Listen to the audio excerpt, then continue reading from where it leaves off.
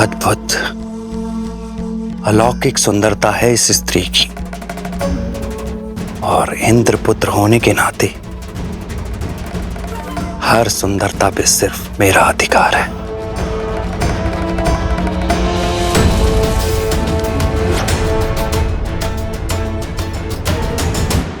सीते? हाँ। केवल हाँ, मुड़कर भी नहीं देखेंगी? पीछे मुड़कर देखने का लाभ तब है जब आप वो सामने लेकर आएंगे जो आपने अपने पीछे छिपा कर रखा है।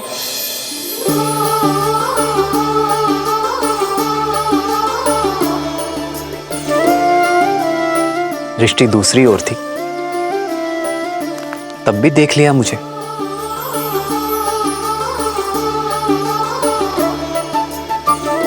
क्योंकि अपने राम को देखने के लिए सीता को दृष्टि की आवश्यकता नहीं याद है। जन्म जन्म का है ये संगम, राम रतन सीता वैभव धन। ये तुम्हारे लिए है सीता। पुष्प सुंदर है, और जिस प्रेम से आपने इन्हें गूंथा है, अब ये दिव्य हो गए हैं।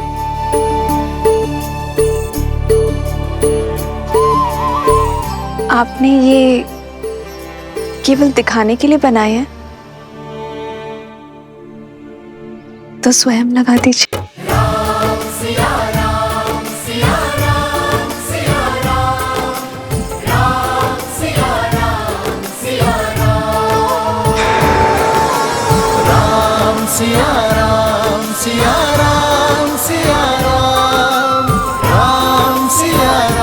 प्रसन्न हो सीता? हाँ, किंतु मुझे प्रसन्न करने के लिए उपहारों की आवश्यकता नहीं है आर्य। केवल आपका साथ ही पर्याप्त है। जानता हूं सीता, किंतु प्रेम पालेने के बाद उसका महत्व कम आंकना ही पुरुषों की सबसे बड़ी भूल होती है। जो है, जितना है, उसी में निरंतर प्रयास करना ही सच्चा प्रेम है। फिर महाराज दशरथ की सबसे प्रिय पुत्र वधु और महाराज जनक की सबसे प्रिय पुत्री के लिए मैं इतना ना कर सकूं, तो फिर मेरे पुरुषार्थ का लाभ ही क्या है? आपको ऐसा लग रहा होगा ना कि मेरे माता पिता को मेरी चिंता होगी,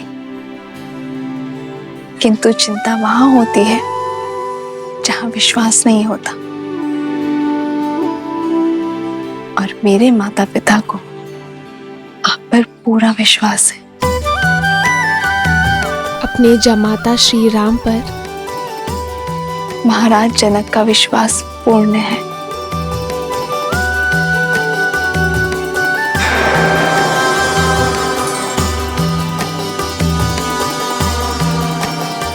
सिया राम, सिया राम, सिया राम, सिया राम।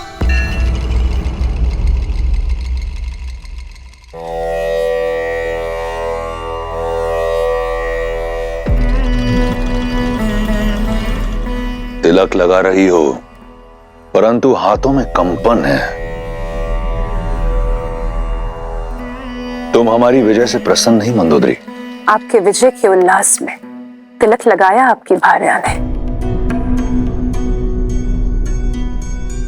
पर एक मां के हाथ कांप रहे हैं, क्योंकि आपके पाप के कारण मेरे पुत्र को श्राप चला। क्या लंका को आप यही दिन दिखाएंगे दशानन, कि लंकेश का आदेश उनके पुत्र की मृत्यु का कारण बनेगा? माता, जो श्राप कभी सत्य होगा ही नहीं, उसके ताप से कैसा भय?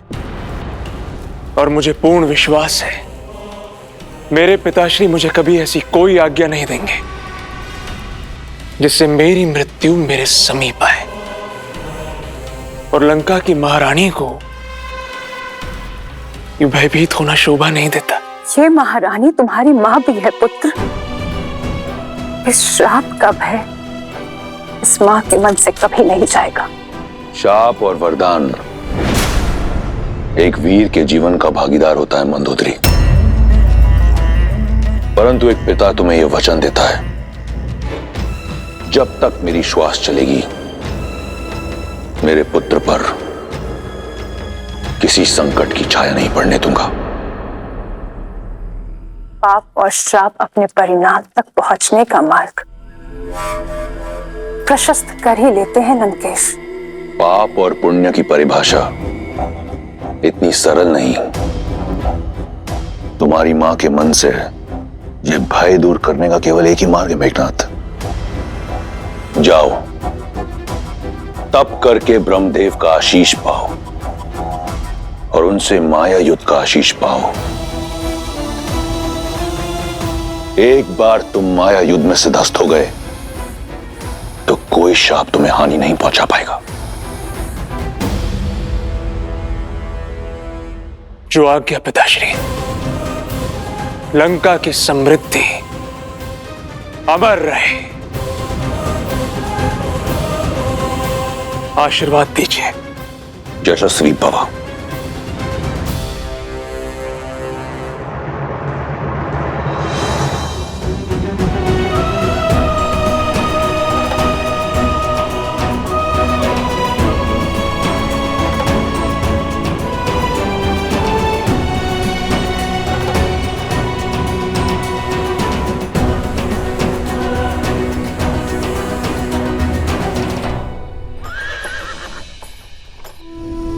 हो चलत प्रात लखी निर्णयुनी के, भरतु प्राण प्रिय भेष बही के।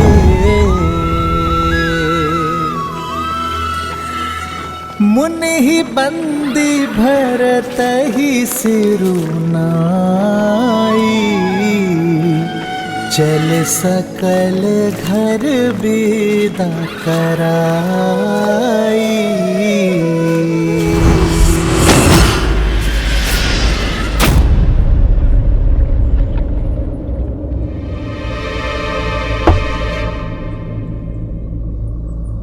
ये चेतावनी कैसी?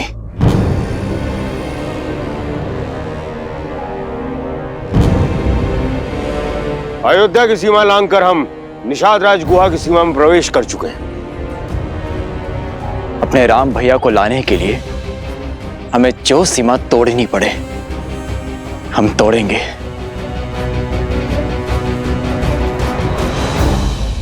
निषाद राज गुहा हमारे मित्र हैं। ऋणी है अयोध्या निषाद राज की, जिन्होंने कुमार राम की हर संभव सहायता की है। फिर तो वो हमारे मित्र हुए और पूजनीय भी।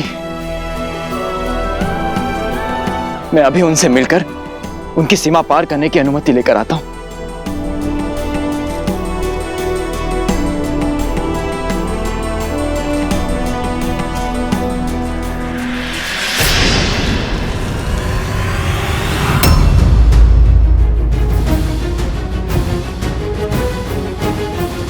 सावधान, सावधान, सावधान अयोध्या नरेश भरत। निषाद राज की सीमा पार करके श्री राम के लिए संकट ना ही बनने देंगे हम तुमको। आप अनुचित समझ रहे हैं निषाद राज। मैं तो बस आपसे। हम उचित समझ रहे हैं। देव तुल्य श्री राम को अयोध्या महल से निकलवा बनवासी बन के भी तृप्त नहीं हुई तुम्हारी आत्मा, जो यहाँ इस सेना को लेके आक्रमण करने चले आए। एक पग भी आगे नहीं बढ़ाइएगा। हम जानत हैं कि श्री राम तक तुम्हारा पहुंचना हट होगा और ये भी माने था कि ये युद्ध का ललकार होगा। हम संख्या में कम हैं, परंतु ये युद्ध के बाद अयोध्या बरसों तक पछताएगी।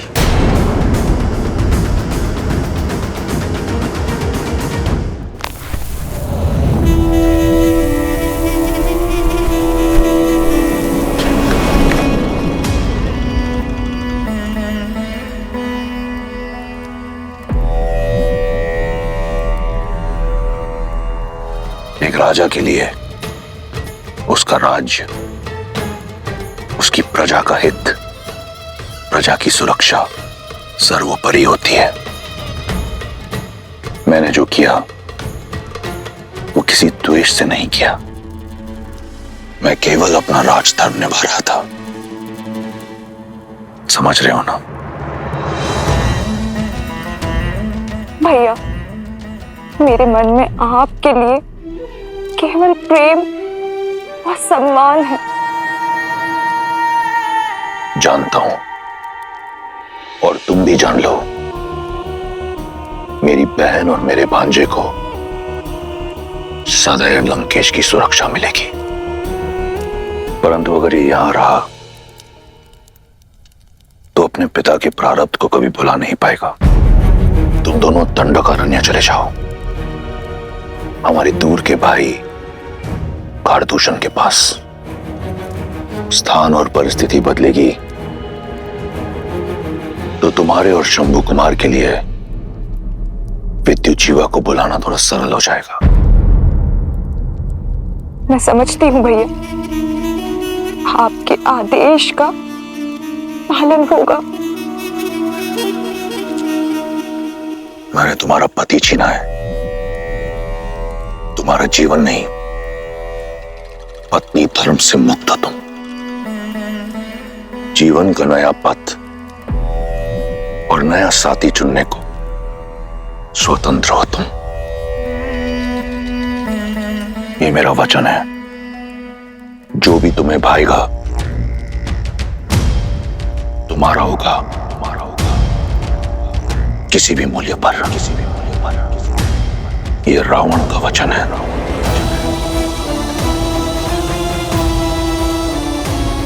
धन्यवाद भैया।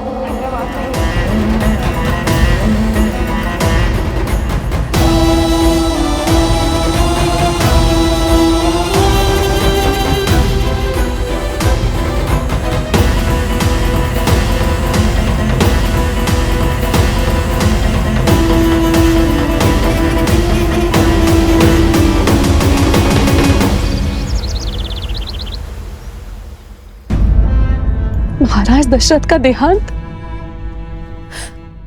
और मेरी सीता, राम, सीता और लक्ष्मण को वनवास भेज दिया गया है। ये क्या अनर्थ हो रहा है अयोध्या में आर्य? मेरी सीता और उर्मिला के साथ घोर अन्याय। आर्य, हम इसी क्षण अयोध्या जाएंगे और लेकर आएंगे अपनी पुत्रियों को। हमने उनका विवाह कष्ट और यातनाएं सहने के लिए नहीं किया था। मैं अपनी पुत्री सीता को भली भांति जानता हूं। श्री राम के साथ वन में जाने का निर्णय उसी का होगा, और कुमार लक्ष्मण भी अपने भाई की परछाई हैं। बिना उर्मिला की सहमति के वन में नहीं गए होंगे। और इस संबंध के लिए हमारा कोई उत्तरदायित्व नहीं।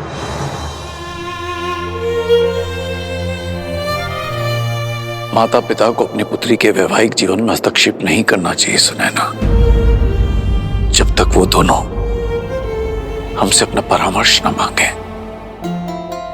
और राम और सीता का संबंध तो स्वयं महादेव ने चुना है, और मुझे पूर्ण विश्वास है कि राम सीता का हर परिस्थिति में साथ देंगे।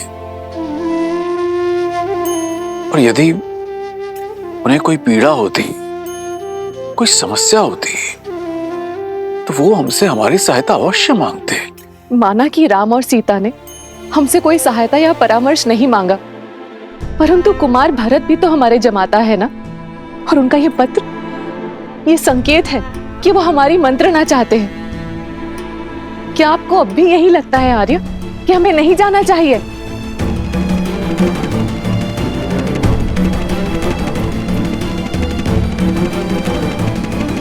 हमरे शरीर में प्राण रहते हम आपको आगे नहीं बढ़ने देंगे। आपका लगाया हुआ हर लांछन, हर अपराध उचित है। मुझ पापी के कारण ही मेरे भैया राम को ये सब कष्ट भोगने पड़ रहे हैं। मेरे प्राण ले लीजिए, किंतु मुझे अयोध्या नरेश मत कहिए। इससे मेरे श्री राम का अपमान होगा, क्योंकि वो सिंहासन केवल उनका है। ये भरत अपने भैया का केवल दास है।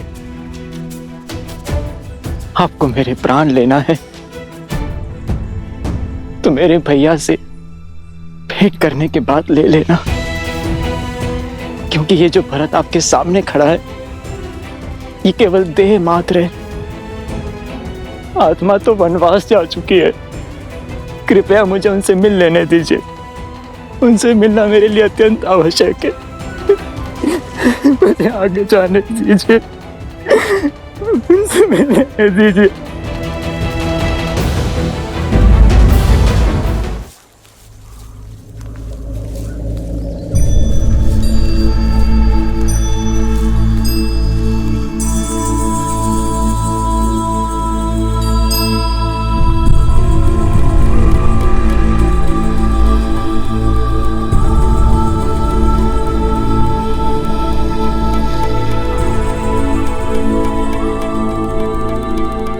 ये का है?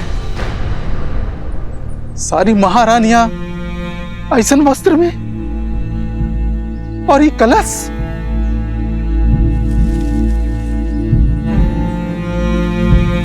अपने धर्मात्मा पिता महाराज दशरथ की चिता को अग्नि देकर आ रहा हूं। उनकी पावन अस्थियां अपने साथ लेकर जा रहा हूं,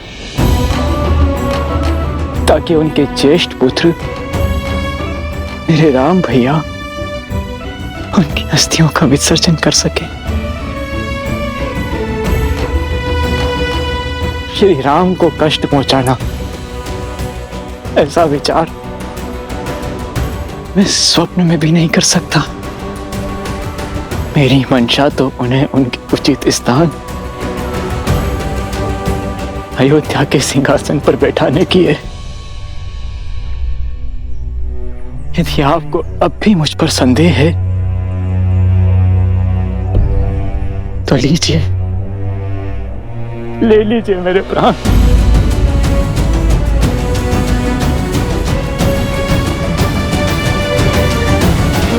क्षमा प्रार्थी हूं आपकी मंशा पर संदेह किए।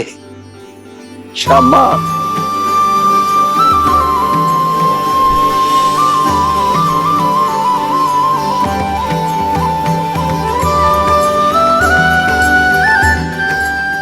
वही प्रेम, वही भावना, वही ऊर्जा जो श्री राम से गले मिलते हुए हमको अनुभव हुई थी। सत्य कहा आपने निषाद राज जी, सत्य का। मुझे भी ऐसा ही आभास हुआ जैसे मानो मेरे राम भैया ने मुझे अपने हृदय से लगा दिया। बताइए ना, किस और गए हैं वो? मैं वहां की पावन धरती को नमन करना चाहता हूं, जहां मेरे श्री राम ने अपने चरण रखे। किस और गए? हम आपकी भावना का आदर करत हैं, पर हम श्री राम के दास हैं, उनकी आज्ञा नहीं टाल सकत। वो बोले कि अयोध्या की सीमाओं को मेरे मित्र निषाद राज की निगरानी की आवश्यकता होगी। हमारे मार्ग के बारे में किसी से कुछ मत कहिएगा, किसी को हमारे पीछे मत आने दीजिएगा।